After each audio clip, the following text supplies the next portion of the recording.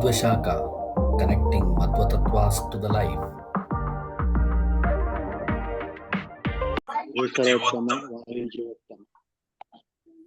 श्रीमन्मध्वमते हरिपरतरः सत्यं जगत्तत्त्वतो श्रीमन्मध्वमते हरिपरतरः सत्यं जगत्तत्त्वतो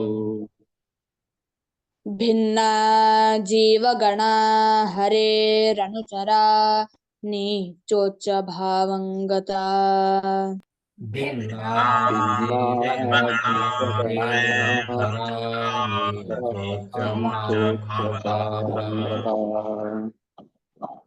मुक्ते नैज सुखानुभूतिरमला भक्तिश्च तत्साधनम्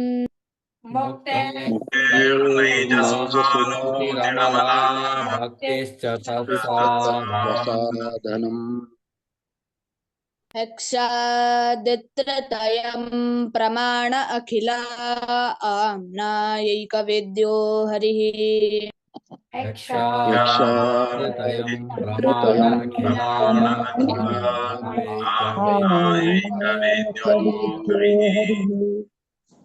हरि सर्वोत्तम वायु जीवोत्तम हरि वायु Jeevottam. Welcome to Vijayanand sir. You can start Vijayanand. ನಮಸ್ತೆ. ಕೇಳಿಸ್ತಾ ಇದೆಯಲ್ಲ? ಹಲೋ, ಕೇಳಿಸ್ತಾ ಇದೆ. ಓಕೆ ಓಕೆ, ಆಯ್ತು. ನಮಸ್ಕಾರ ಎಲ್ಲರಿಗೂ. ಇವತ್ತು ಅನಿಲ್ ಅವರು ಕೇಳ್ಕೊಂಡ್ರು ಯಾವ್ದಾರ ಒಂದು ವಿಷಯದ ಬಗ್ಗೆ ಹೇಳ್ರಿ ಅಂತ. ಪ್ರಾತರ್ ಯೋಗ ಅಂತ ಒಂದು ವಿಷಯದ ಬಗ್ಗೆ ಮಧ್ವಾಚಾರ್ಯರು ತಂತ್ರಸಾರದಲ್ಲಿ ಹೇಳಿದ್ದಾರೆ. ಅದು ಏನದು ಪ್ರಾತರ್ ಯೋಗ ಅಂದರೆ ಅಂತ ಅದ್ರ ಬಗ್ಗೆ ಒಂದು 10 ನಿಮಿಷ ಹೇಳ್ತೀನಿ. ಒಂದೇ ನಿಮಿಷ ಶೇರ್ ಮಾಡ್ತೀನಿ.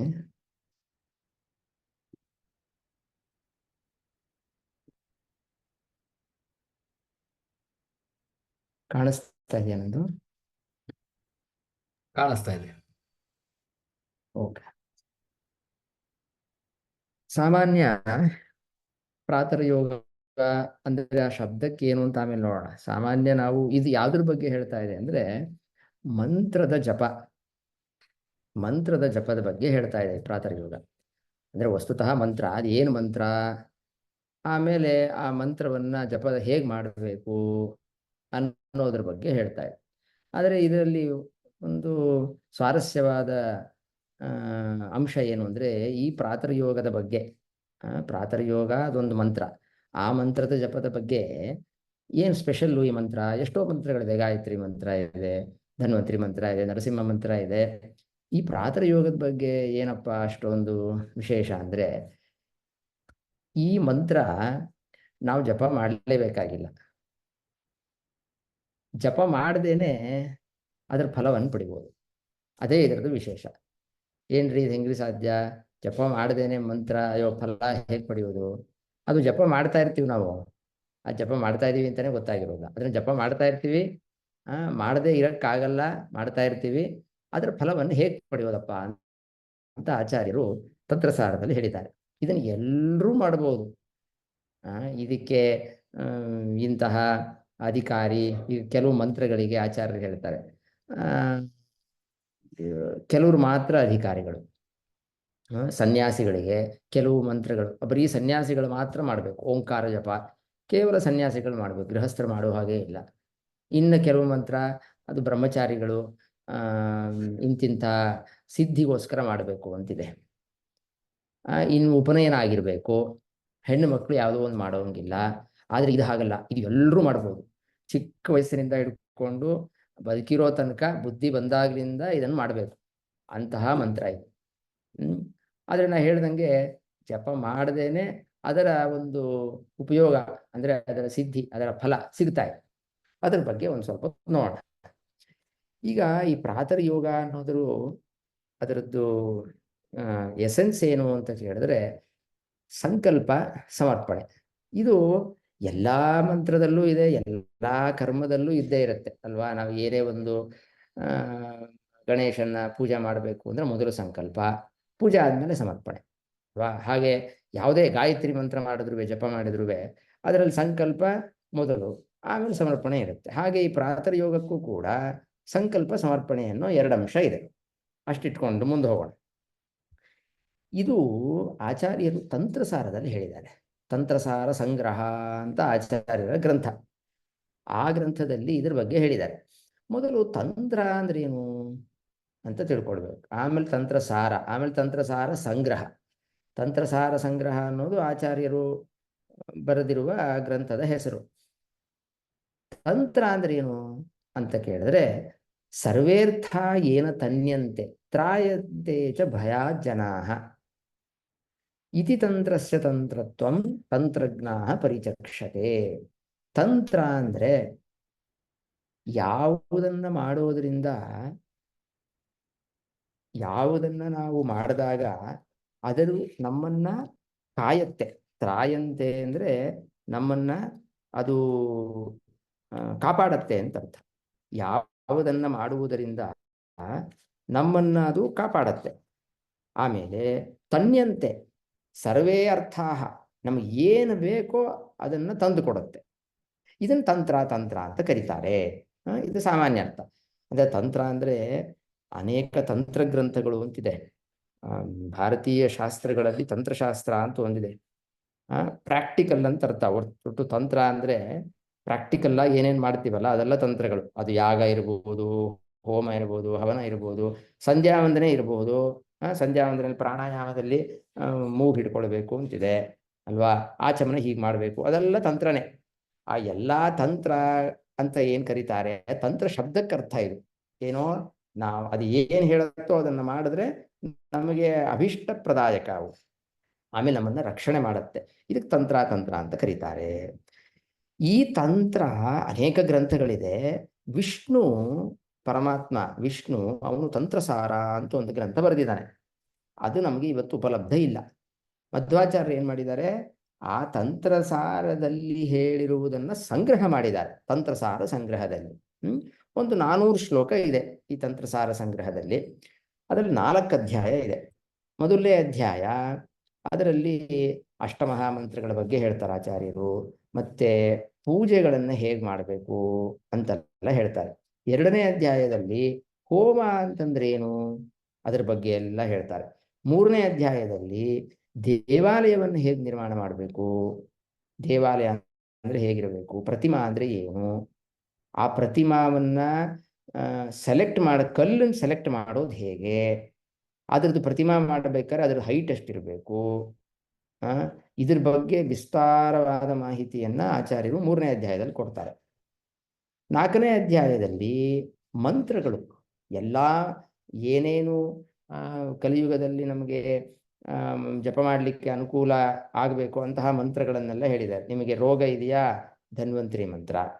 ಆಮೇಲೆ ನಿಮಗೆ ವಾಕ್ಪಟುತ್ವ ಬೇಕಾ, ಹಯಗ್ರೀವ ಮಂತ್ರ. ಹೀಗೆ ಏನೇನು ನಮಗೆ ಲ್ಯಾಕುನ ಯಾವುದೋ ಒಂದು ಇಲ್ಲ ಅಂತ ಅನ್ಸುತ್ತೆ, ಅದನ್ನು ಪಡಿಬೇಕು ಅಂದರೆ ಮಂತ್ರಗಳನ್ನು ಹೇಳಿದ್ದಾರೆ. ಈಗ ನಾ ಏನು ಹೇಳಿಕ್ಕೆ ಹೋಗ್ತಾ ಇದ್ದೀನಿ ಪ್ರಾತರ್ ಯೋಗ ಅಂತ, ಅದು ಈ 4ನೇ ಅಧ್ಯಾಯದಲ್ಲಿ ಬಂದಿರುವ ಒಂದು ವಿಷಯ. ಇದು ನಾ ಸುಮ್ಮನೆ ಆ ತಂತ್ರಸಾರದ ಬಗ್ಗೆ ಏನೇನು ಹೇಳಿದ್ದಾರೆ, ಆ ಮಂತ್ರಗಳು ಎಲ್ಲಿ ಹೇಳಿದ್ದಾರೆ ಅಂತ ಹೇಳಲಿಕ್ಕೆ ಒಂದು ಓವರ್ವ್ಯೂ ಕೊಡ್ತಾ ಇದ್ದಾರೆ. ಮೊದಲನೇ ಅಧ್ಯಾಯದಲ್ಲಿ ಅಷ್ಟಮಹಾಮಂತ್ರಗಳನ್ನು ಹೇಳಿದ್ದಾರೆ. 4ನೇ ಅಧ್ಯಾಯದಲ್ಲಿ ಅನೇಕ ಮಂತ್ರಗಳು, ಅದರಲ್ಲಿ ಪ್ರಾತರ್ ಯೋಗ ಅನ್ನೋದು ಒಂದು. ಏನಪ್ಪ ಈ ಪ್ರಾತರ್ ಯೋಗ ಅಂತ ಕೇಳಿದ್ರೆ, ಇದು ಹಂಸ ಮಂತ್ರ ಅಂತ ಹೇಳ್ತಾರೆ ಆಚಾರ್ಯರು. ಆ ಹಂಸ ಮಂತ್ರದಲ್ಲಿ 3 ಭಾಗ ಇದೆ. ತ್ರಯಯೇತೆ ಮಹಾಮಂತ್ರಾಃ ಪುರುಷಾರ್ಥ ಚತುಷ್ಟಯೇ ಕಲ್ಪವೃಕ್ಷಾ ಪ್ರಿಯಾ ವಿಷ್ಣು. ಈ 3 ತ್ರಯ ಅಂದ್ರೆ 3. ಯಾವುದು 3? ಹಂಸಃ, ಕೆಳಗಡೆ ಬರ್ದಿದ್ದೀನಿ ನೋಡಿ, ಹಂಸಃ, ಸೋಹಂ, ಸ್ವಾಹ. ಈ 3 ಪಾರ್ಟ್ ಇದೆ. ಈ 3 ಇದೆ. ವಸ್ತುತಃ 3 ಬೇರೆ ಬೇರೆ ಮಂತ್ರಗಳು. ಈ 3 ಮಂತ್ರಗಳು ಸೇರಿ ಮಾಲಾಕಾರದಲ್ಲಿ ಹಂಸ ಸೋಹಂ ಸ್ವಾಹ ಎನ್ನುವ ಮಂತ್ರವನ್ನ ಆಚಾರ್ಯರು ಹೇಳಿದ್ದಾರೆ ಇದರಲ್ಲಿ ತಂತ್ರಸಾರದಲ್ಲಿ, ಅದೇ 4ನೇ ಅಧ್ಯಾಯದಲ್ಲಿ. ಇದು ಎಷ್ಟು ಪವರ್ಫುಲ್ ಅಂದರೆ ಪುರುಷಾರ್ಥ ಚತುಷ್ಟಯ. ನಿಮಗೆ ಧರ್ಮ ಅರ್ಥ ಕಾಮ ಮೋಕ್ಷ ಅಂತ ಸಾಮಾನ್ಯ ಕೇಳಿರ್ತೀರಿ ನೀವು. ಅಂತಹ 4 ಗಳನ್ನು ಕೊಡುವಂತಹ ಒಂದು ಮಂತ್ರ ಇದು. ಕಲ್ಪವೃಕ್ಷ ಪ್ರಿಯ, ಕಲ್ಪವೃಕ್ಷಾ ಪ್ರಿಯಾ, ಕಲ್ಪವೃಕ್ಷ ಸಮಾನದಂತೆ. ಕಲ್ಪವೃಕ್ಷ ಅಂದ್ರೆ ಏನು? ದೇವಲೋಕದಲ್ಲಿರುವ ಮರ. ಆ ಮರದ ಹತ್ತಿರ ಹೋಗಿ ಕೇಳಿದ್ರೆ ಏನ್ ಕೇಳಿದ್ರೆ ಕೊಡುತ್ತಂತೆ. ಹಾಗೆ ಈ ಮಂತ್ರ ಯಾವುದು? ಈ ಹಂಸ ಮಂತ್ರ. ನಿಮ್ಗೆ ಏನ್ ಬೇಕೋ ಜಪ ಮಾಡಿದ್ರೆ ಕೊಡುತ್ತೆ. ಇಂತಹ ಒಂದು ನಾವು ಅಸೆಟ್ ಇಟ್ಕೊಂಡಿದ್ದೀವಿ. ಆಚಾರ್ಯರು ನಮಗೆ ಕೊಟ್ಟಿದ್ದಾರೆ. ಅಷ್ಟೇ ಅಲ್ಲ, ವಿಶೇಷಾತ್ ಜ್ಞಾನದಾಯಕ, ಎಸ್ಪೆಷಲಿ ಜ್ಞಾನವನ್ನು ಕೊಡುವಂತಹದ್ದು. ಇದೇ ಇಂಪಾರ್ಟೆಂಟ್ ಅಲ್ವಾ ನಮಗೆ? ಬೇರೆ ದುಡ್ಡು ಪಡ್ಡು ಅದೆಲ್ಲ ಹೆಂಗೋ ಸಿಗುತ್ತೆ, ಊಟ ಗೀಟ ಬೇರೆದೆಲ್ಲ ಸಿಗುತ್ತೆ. ಜ್ಞಾನ, ಪರಮಾತ್ಮನ ಬಗ್ಗೆ ಜ್ಞಾನ ಸಿಗೋದಿಲ್ಲ. ಈ ಮಂತ್ರ ಪರಮಾತ್ಮನ ಬಗ್ಗೆ ಜ್ಞಾನವನ್ನು ಕೊಡುವಂತಹ ಮಂತ್ರ ಇದು. ಹೌದು, ಇದು ಜಪ ಮಾಡಬೇಕಲ್ಲ. ಮತ್ತೆ ಈಗ ಧನ್ವಂತರಿ ಮಂತ್ರ ಇದೆ, ನರಸಿಂಹ ಮಂತ್ರ ಇದೆ, ಜಪ ಮಾಡಬೇಕಲ್ವಾ? ಹಾಗೆ ಇದು ಜಪ ಮಾಡಬೇಕು. ಸ್ಪೆಷಾಲಿಟಿ ಇದೆ. ಏನಪ್ಪ ಇದು ಸ್ಪೆಷಾಲಿಟಿ ಅಂದ್ರೆ, ಈ ವಾಯುದೇವರು ಏನ್ ಮಾಡ್ತಾರೆ, ನಮ್ಮಲ್ಲಿ ನಿಂತು ಜಪ ಮಾಡ್ತಾರೆ. ಹಂಸ ಮಂತ್ರವನ್ನು ಜಪ ಮಾಡ್ತಾರೆ. 21,000 ಸತ್ಶತಂ ಅಹರ್ನಿಶಂ ಅಂತ ಇದು. ನಾ ಈ ಶ್ಲೋಕ ಎಲ್ಲ ಏನ್ ಕೊಡ್ತಾ ಇದ್ದೀನಿ ಅದೆಲ್ಲ ತಂತ್ರಸಾರದಲ್ಲಿ ಆಚಾರ್ಯರೇ ಬರೆದಿರೋ ಶ್ಲೋಕಗಳಿವೆಲ್ಲ. ವಾಯುದೇವರು ನಮ್ಮಲ್ಲಿ ನಿಂತು ನಿಮಿಷಕ್ಕೆ ಒಂದು 12ರಿಂದ ಒಂದು 15-16 ತನಕ ಮನುಷ್ಯ ಒಂದು ಸಲಿ ನಿಮಿಷಕ್ಕೆ ಶ್ವಾಸ, ಉಸಿರು ತಗೊಳ್ಳೋದು ಉಸಿರು ಬಿಡೋದು, ಆ ಒಂದು ಆವ್ರೇಜ್ 15 ಅಂತ ಇಟ್ಕೊಳ್ಳಿ. 15 ಶ್ವಾಸ ಉಸಿರಾಡ್ತೀವಲ್ಲ ನಾವು, ಒಂದು ಉಸಿರು ಬಿಡೋದು ಉಸಿರು ತಗೊಳ್ಳೋದು ಎರಡೂ ಸೇರಿಸ್ಬೇಕು. ಇದು 15 ಸರಿ ಆಗತ್ತೆ ಒಂದು ನಿಮಿಷಕ್ಕೆ. ಆ ಥರ 24 ಗಂಟೆನಲ್ಲಿ 21,600 ಶ್ವಾಸ. ಇದು ನಿಮಗೆಲ್ಲ ಹರಿಕಥಾಂಸಾರದಲ್ಲೂ ಇದೆ, ಇದೆಲ್ಲ ನಿಮಗೆ ಗೊತ್ತೇ ಇರುತ್ತೆ. ಈ 21,600 ಶ್ವಾಸಗಳನ್ನು ನಾವು ಏನು ಮಾಡ್ತೀವಿ, ಆ ಒಂದು ಶ್ವಾಸಕ್ಕೆ ವಾಯುದೇವರು ಒಂದು ಜಪವನ್ನು ಮಾಡ್ತಾರೆ. ಹಂಸ ಸೋಹಂ ಸ್ವಾಹ ಅನ್ನುವ ಒಂದು ಜಪವನ್ನ ವಾಯುದೇವರು ಒಂದು ಶ್ವಾಸಕ್ಕೆ ಮಾಡ್ತಾರೆ. ಸರಿ, ಅವ್ರು ಮಾಡಲಿ, ನಮಗೇನು ಬಂತು ಅದರಿಂದ ಅಂತ ಕೇಳಿದ್ರೆ ಆಚಾರ್ಯರು ಹೇಳ್ತಾರೆ, ಅರ್ಪಣೀಯೋ ಹರೌ ನಿತ್ಯಂ. ನೀವೇನು ಮಾಡಬೇಡಿ, ನೀವಂತೂ ಉಸಿರಾಡ್ತೀರ ಅಲ್ವಾ, ಅದು ಇನ್ವಾಲಂಟ್ರಿ ಆಕ್ಷನ್. ನಮ್ಮಲ್ಲಿ ನಾವೇನು ಯೋಚನೆ ಮಾಡಿ ಉಸಿರಾಡೋದಿಲ್ಲ. ಹೇಗೆ ನಾವು ಯೋಚನೆ ಮಾಡಿ ಏನೋ ಬರೆಯೋದು ಮಾತಾಡೋದು ಅಲ್ಲ, ಮನಸ್ಸಿನ ಬುದ್ಧಿಪೂರ್ವಕವಾಗಿ ಮಾಡ್ತೀವಿ. ಆದರೆ ಈ ಉಸಿರಾಡೋದು ಅಬುದ್ಧಿಪೂರ್ವಕ. ರಾತ್ರಿ ಮಲ್ಕೊಂಡಾಗಲೂ ಉಸಿರಾಡ್ತಾ ಇರ್ತೀವಿ ನಾವು. ಇಂತಹ ಒಂದು ಕರ್ಮ ಏನಿದೆ ನಮ್ಮಲ್ಲಿ, ವಾಯುದೇವರು ಏನು ನಿಂತು ಈ ಕರ್ಮವನ್ನ ಮಾಡ್ತಾರೆ, ಆ ಮಾಡೋ ಕರ್ಮವನ್ನ ಸಮರ್ಪಣೆ ಮಾಡೋದಷ್ಟೇ ಪ್ರಾತರ್ಯೋಗ ಅಂದ್ರೆ. ಅದರಿಂದ ನಾವು ಟೈಮ್ ಆಯ್ತು ನಮಗೆ ಜಪ ಮಾಡ್ಲಿಕ್ಕಾಗಲ್ಲ, ಬೇರೆ ಮಂತ್ರಗಳು ಹೇಳ್ಬೋದು. ನಾವು 10 ಗಾಯತ್ರಿ ಜಪ ಮಂತ್ರ ಮಾಡ್ತೀವಿ ರೀ, ನಮಗೆ ಟೈಮ್ ಇಲ್ಲ, ದಿನಕ್ಕೆ 3 ಹೊತ್ತು ಸಂಧ್ಯಾ ವಂದನೆಯಲ್ಲಿ 30 ಮಾಡ್ತೀವಿ ಅಷ್ಟೇ, ಅಥವಾ ಸಮಯ ಇದ್ದಾಗ 100. ಎಲ್ಲ ಜಪಕ್ಕೂ ಸಮಯ ಬೇಕು ರೀ. ಇದಕ್ಕೆ ಸಮಯನೇ ಬೇಕಾಗಿಲ್ಲ, ಯಾಕೆಂದ್ರೆ ಉಸಿರಾಡದೆ ಇರೋಕ್ಕಾಗೋದಿಲ್ಲ. ಉಸಿರಾಡಬೇಕು. ಅಂತಹ ನಾವೇನು ಉಸಿರಾಟವನ್ನು ಆಡ್ತೀವಿ, ಅದು ವಾಯುದೇವರು ವಸ್ತುತಃ ಒಂದೊಂದು ಉಸಿರಾಟಕ್ಕೂ ಕೂಡ ಅವರು ಈ ಜಪ ಮಾಡ್ತಾ ಇರ್ತಾರೆ. ಆದ್ರಿಂದ ದಿನಕ್ಕೆ 1 ಸಲಿ ಸಂಧ್ಯಾ ವಂದನೆ ಥರ 3 ಸಲಿನೂ ಬೇಡ, ದಿನಕ್ಕೆ 1 ಸಲಿ ಬೆಳಗ್ಗೆ ಈ 21,600 ಉಸಿರಾಟವನ್ನು ಏನು ಮಾಡಿದ್ದೀನಿ, ಆ ಉಸಿರಾಟವನ್ನು ಏನು ಪ್ರಾಣದೇವರು ನಿಂತು ಮಾಡಿಸಿದ್ದಾರೆ, ಅವರು ವಸ್ತುತಃ ಹಂಸಮಂತ್ರವನ್ನು ಜಪ ಮಾಡ್ತಾ ಇದ್ದಾರೆ. ಅವರು ಮಾಡಿದ್ರು ಅಂದರೆ ನಾನೇ ಮಾಡ್ತಾ ಇರೋದಲ್ವಾ, ಯಾಕಂದ್ರೆ ನನ್ನಲ್ಲಿ ನಿಂತು ಮಾಡ್ತಾ ಇದ್ದಾರೆ ಅಂದರೆ ನಾನು ಅಧಿಷ್ಠಾನ ಅದಕ್ಕೆ. ಅದರಿಂದ ನಂದು ಒಂದು ಅದರಲ್ಲೂ ಒಂದು ಇಂಡೈರೆಕ್ಟಾಗಿ ನಾನು ಮಾಡ್ತಾ ಇದ್ದೀನಿ. ಆ ಇಂಡೈರೆಕ್ಟಾಗಿ ನಾನು ಏನು ಮಾಡಿದ್ದೀನಲ್ಲ ಅದನ್ನು ನಿನಗೆ ಸಮರ್ಪಣೆ ಮಾಡ್ತಾ ಇದ್ದೀನಿ ಅಂತ ಮಾಡಿಬಿಟ್ರೆ ಆಯಿತು. ಅಷ್ಟೇ ಈ ಮಂತ್ರದ ನಾವು ಮಾಡಬೇಕಾಗಿರೋ ಕೆಲಸ. ಅರ್ಪಣೀಯೋ ಹರೌ ನಿತ್ಯಂ. ಬೆಳಗ್ಗೆ ಎದ್ದು ಕೂಡಲೇ ಇದನ್ನ ಪರಮಾತ್ಮನಿಗೆ ಸಮರ್ಪಣೆ ಮಾಡಿಬಿಡ್ಬೇಕು. ಅದನ್ನೇ ಪ್ರಾತರ್ಯೋಗ ಅಂತ ಕರೀತಾರೆ. ಪ್ರಾತರ್ಯೋಗ ಅಯಂ ಮಹಾನ್, ದೊಡ್ಡ ಕೆಲಸ ಇದು ಅಂತಂತಾರೆ ಆಚಾರ್ಯರು. ಹೆಂಗೆ ಮಾಡಬೇಕು ಅಂದರೆ ಹೀಗೆ ಮಾಡಬೇಕು. ಮೊದಲು ಈಗ ನಾವು ಬೆಳಗ್ಗೆ 5:30 ಅಷ್ಟೊತ್ತಿಗೆ ಏನೋ ಸ್ನಾನ ಮಾಡ್ತೀವಿ ಅಂತ ಇಟ್ಕೊಳ್ಳೋಣ, ಅಥವಾ ಹೇಳ್ತೀವಿ 5:30 6 ಹೇಳ್ತೀವಿ. ಎದ್ದು ಕೂಡಲೇ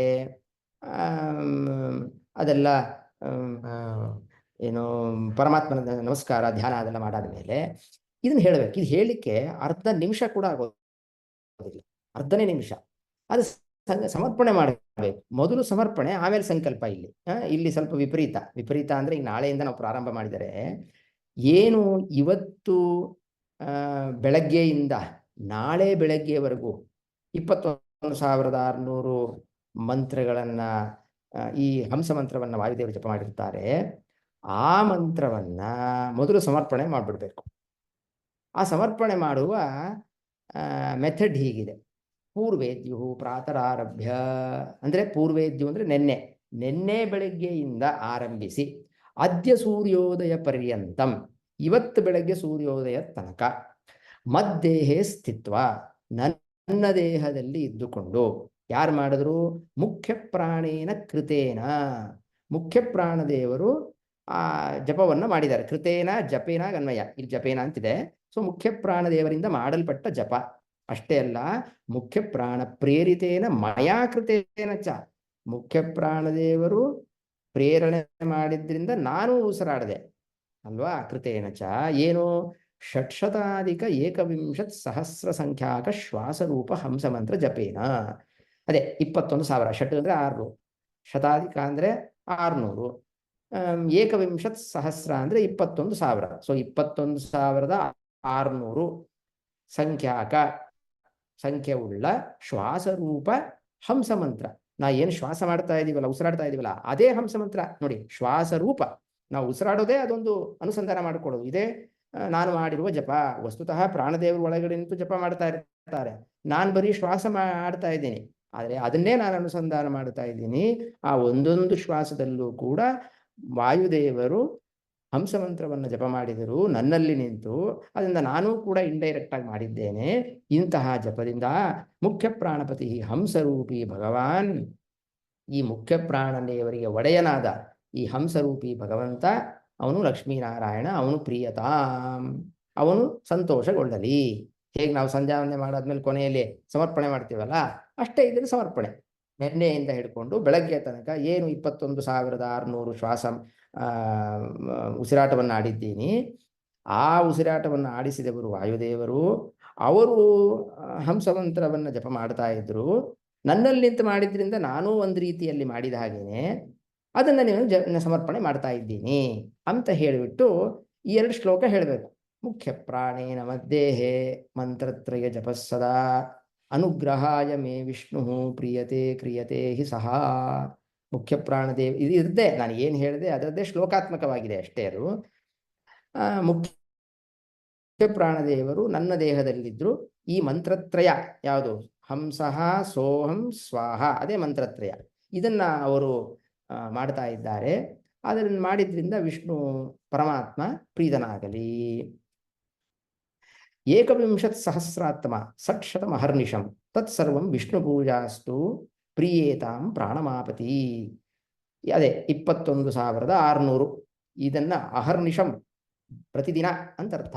ಪ್ರತಿದಿನವೂ ಕೂಡ ಏನು ಹಂಸ ಉಸಿರಾಟ ಆಗ್ತಾ ಇದೆ, ತತ್ಸರ್ವಂ ವಿಷ್ಣು ಪೂಜಾಸ್ತು, ಇದಿಷ್ಟೂ ಕೂಡ ಪರಮಾತ್ಮನ ಪೂಜೆ ಅಂತ ಅನುಸಂಧಾನ ಮಾಡೋದು.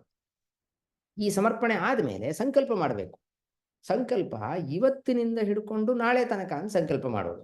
ಅದ್ಯ ಪ್ರಾತರಾರಭ್ಯ ಅಂದರೆ ಇವತ್ತು ಬೆಳಗ್ಗೆಯಿಂದ ಹಿಡ್ಕೊಂಡು ಶ್ವಃ ಸೂರ್ಯೋದಯ ಪರ್ಯಂತಂ, ನಾಳೆ ಬೆಳಗ್ಗೆ ಸೂರ್ಯೋದಯ ತನಕ ಮುಖ್ಯ ಪ್ರಾಣ ಮದ್ದೇಹೇ ಸ್ಥಿತ್ವ, ಮುಖ್ಯ ಪ್ರಾಣದೇವರು ನನ್ನ ದೇಹದಲ್ಲಿ ಇದ್ದು ಏನು ಮಾಡ್ತಾರೆ?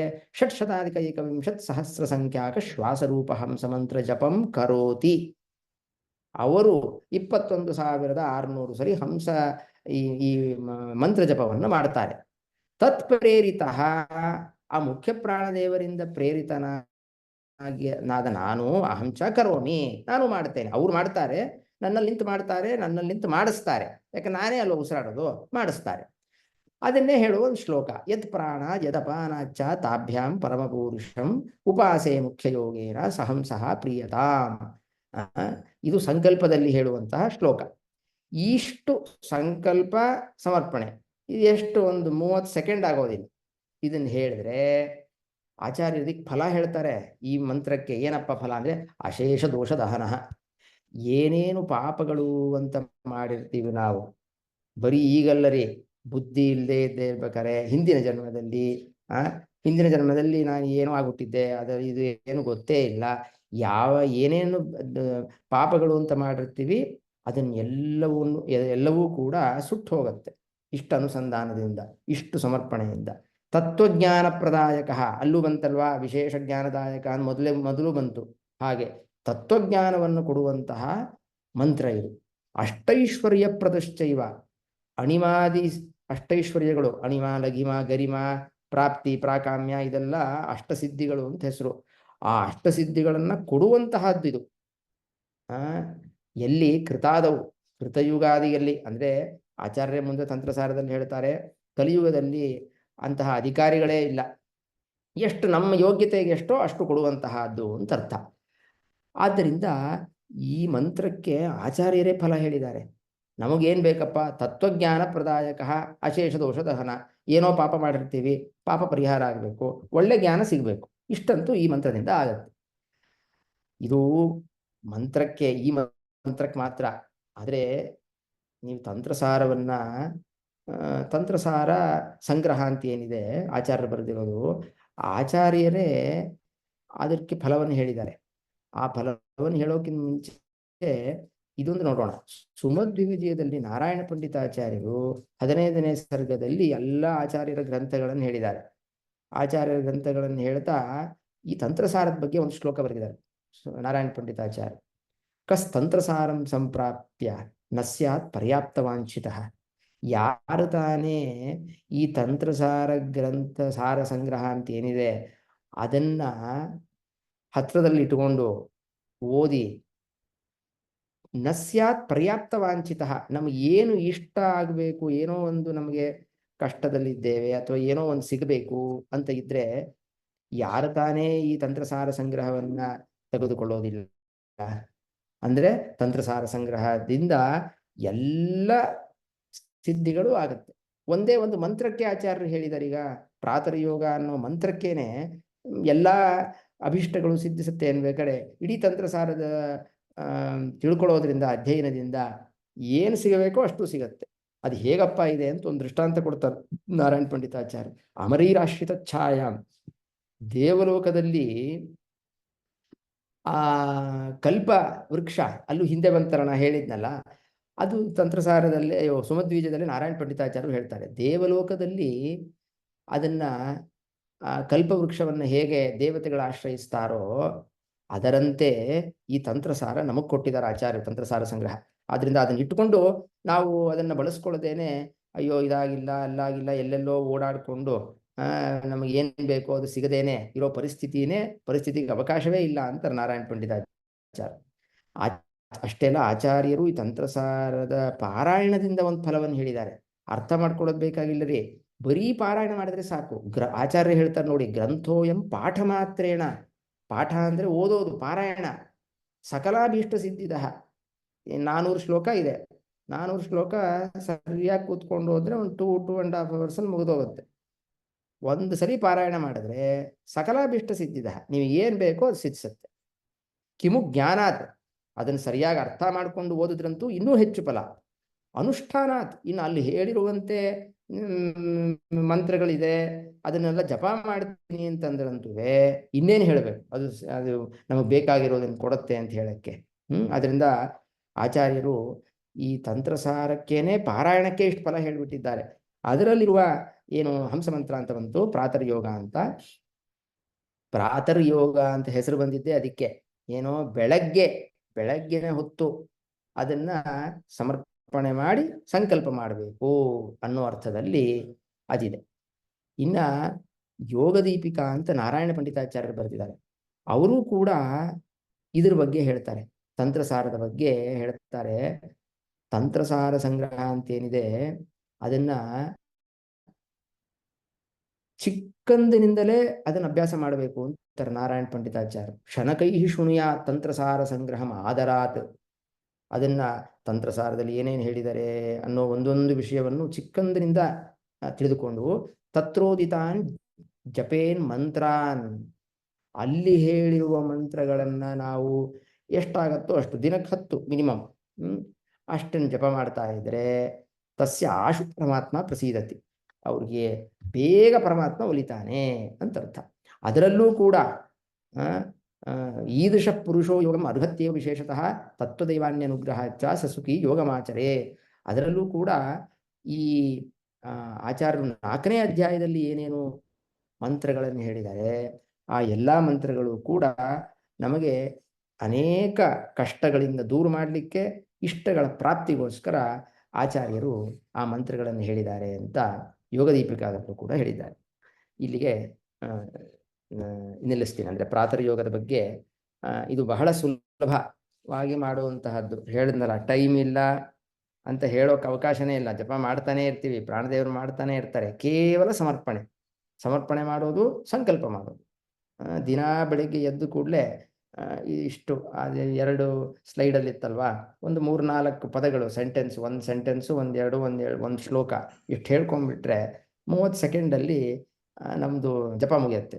ದಿನ 24 ಗಂಟೆ ಜಪ ಮಾಡಿ ಸಮರ್ಪಣೆ ಮಾಡೋದನ್ನ ಆಚಾರ್ಯರು ನಮಗೋಸ್ಕರ ಹೇಗೆ ಸುಲಭವಾಗಿ ನಾವು ಆ ಫಲವನ್ನು ಪಡಿಬೋದು ಅಂತ ಇದರಲ್ಲಿ ಹೇಳಿದ್ದಾರೆ. ಶ್ರೀಕೃಷ್ಣಾರ್ಪಣಮಸ್ತು. ಸ್ವಲ್ಪ ಸಮಯ ಜಾಸ್ತಿ ಆಯ್ತು. ಧನ್ಯವಾದಗಳು ವಿಜಯಾನಂದವೇ. ಸಮಯ ಅತ್ಯಂತ if you whatever you have taken time, right, it shows that how much you are professional also. So ಧನ್ಯವಾದಗಳು. And it is very timely stuff. Actually, we were discussing in the Madhva Shakha about doing a japa for individuals, family, for the society, for the nation, for the whole earth, humanity, and we were trying to do a japas. But I actually surprised, how come without japa how we can do the wishes are good, we can pray for the good things for the people. But this is a very more simplified way to do those things. ಧನ್ಯವಾದಗಳು, ತುಂಬಾ ಧನ್ಯವಾದಗಳು. Just one the point, Anil, sorry.